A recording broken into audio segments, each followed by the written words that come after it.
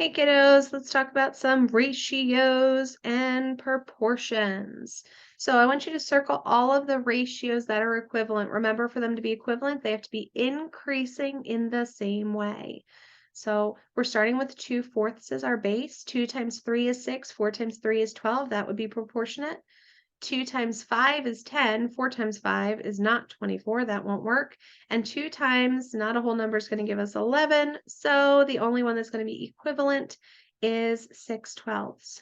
3 times 2 is 6, 5 times 3 is 15, 3 times 4 is 12, 5 times 4 is 20.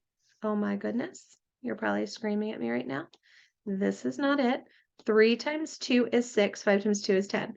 And 18/25, or 18/25. So 12/20ths is what we're looking for. For this one, 10 times 4 and 1 times 4. Yes. 10 times 10 and 1 times 10. Yes.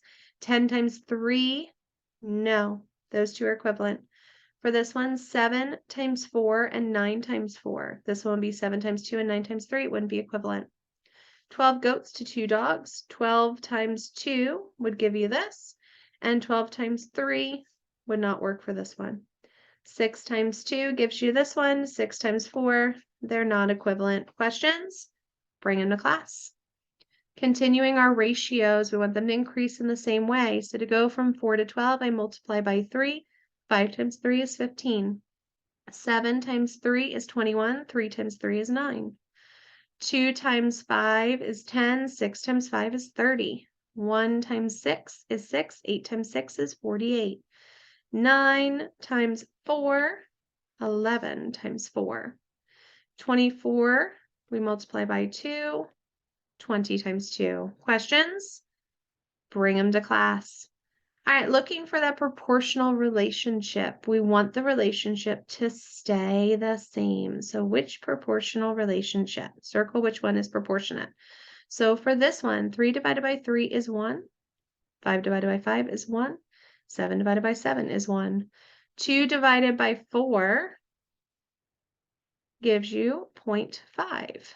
4 divided by 8 gives you 0.5. 18 divided by 2, or 18 divided by 16 gives you 0.5. So this is a trick question. They're both proportionate.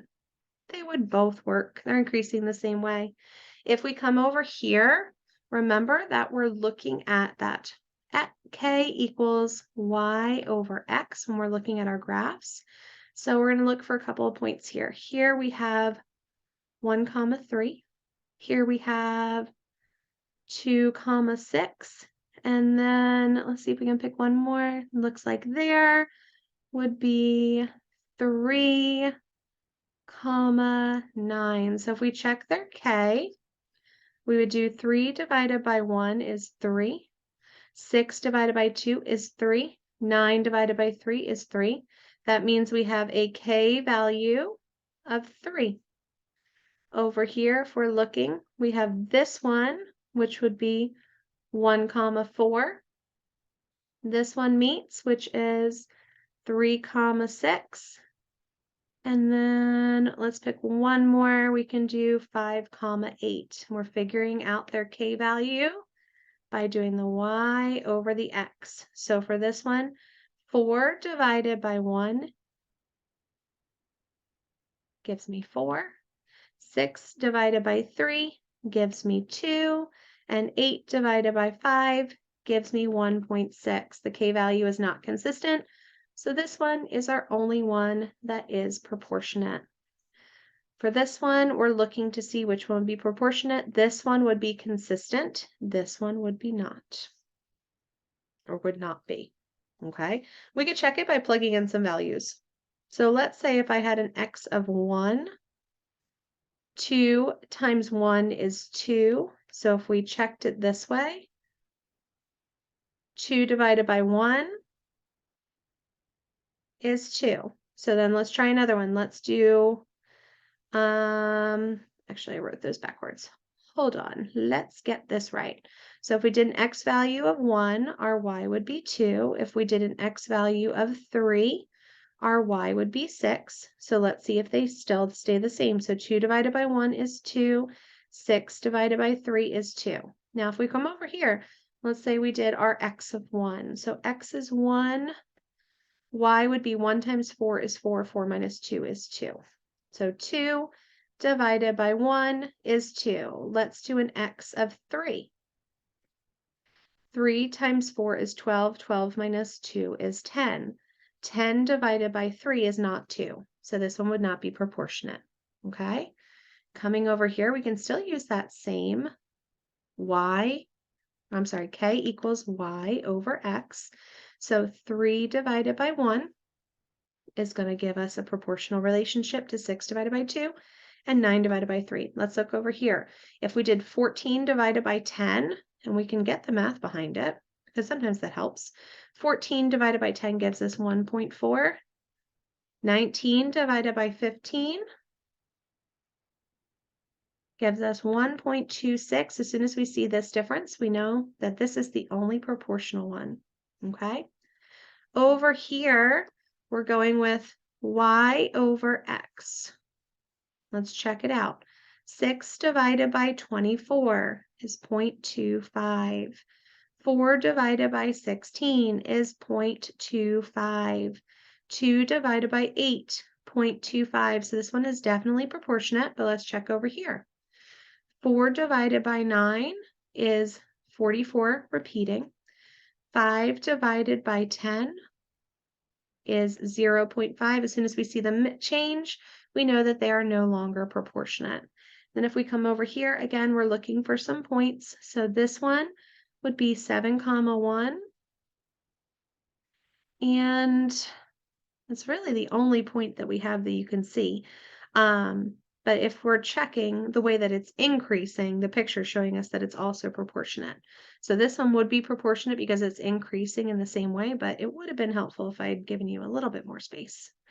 But que sera, sera. All right, 3, 2 over 3 up to, and 5, 3.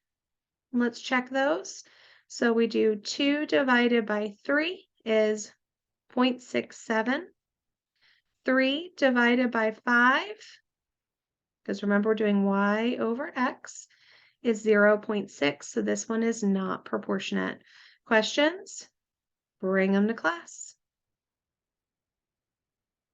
All right, kiddos. We are looking for the constant to see if they are proportionate. So what that means is we're looking at that answer to k equals y over x. So what is the constant? How is it changing? So let's go ahead and do these first because they're easier. Okay. 1 divided by 5 gives me 2/10. 5 divided by 25, 2/10. 10 divided by 50. Remember y divided by x.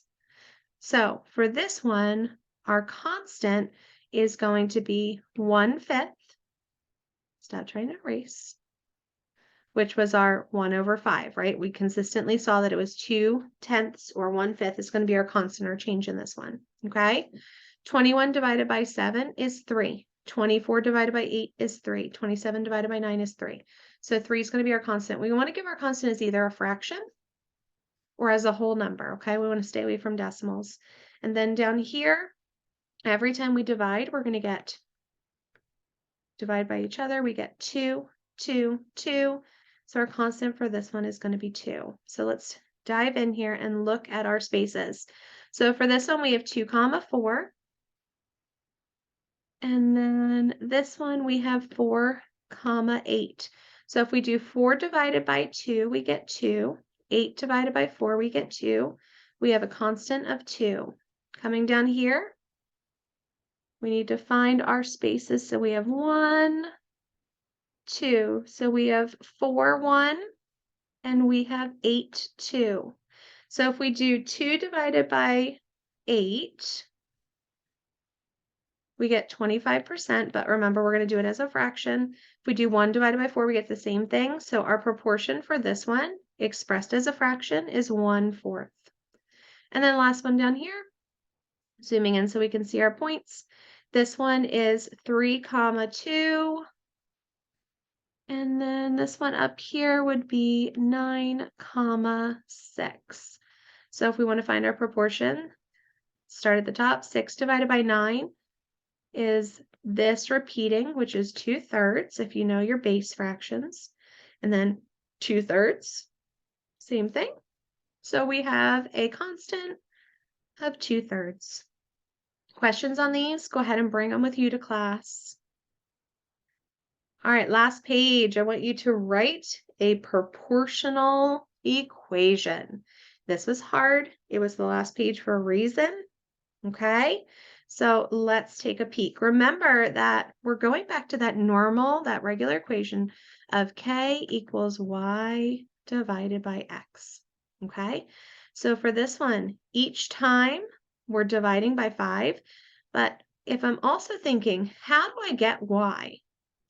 Well, 3 times 5 is 15, and 4 times 5 is 20, and 5 times 5 is 25. So really what I need to do is multiply 5 and x.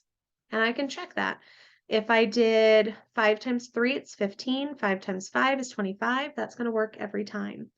So if we come over here, this is going to cross at 9. So 1 comma 9, which means that if I take my x and I multiply it by 9,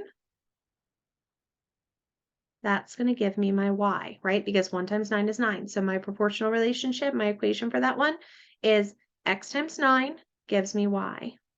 Coming over here, this goes over 2, up 1, over 2, up 1, over 2, up 1. This is called the rise over the run. Okay? So I am going to have to rise 1 and run 2. So let me show you what I mean. Let me change my color. Okay? So I go up 1 and I go over 2. Up 1 over 2. So that gives me a proportion of 1/2. So for this one, y, oh, I lost my pretty color. There we go. Y equals 1/2 of x. So we're looking at that rise over 1. Y equals 1/2. So for this one, we want to say, okay, to get to y, I have to do what to x? Well, divided by 9, divided by 9, divided by 9. So I have to take x and cut it into 1/9 of itself, or divide it by 9. Down here, we have there. Make it bigger so you can see. And then we have there. And we're looking for a rise over run, right? So for this one, we have to rise 4 and run 1. Rise 4 and run 1. So for this one, rise over run gives us 4. So y equals 4x. Remember, rise over run. And then this last one, what do we have to do to get to our y? So what happens to x? Well, if we times it by 3, we get our value. So 3x, y is equal to 3x. All right, kiddos, we're going to stop there for this week. Any questions? Bring them with you.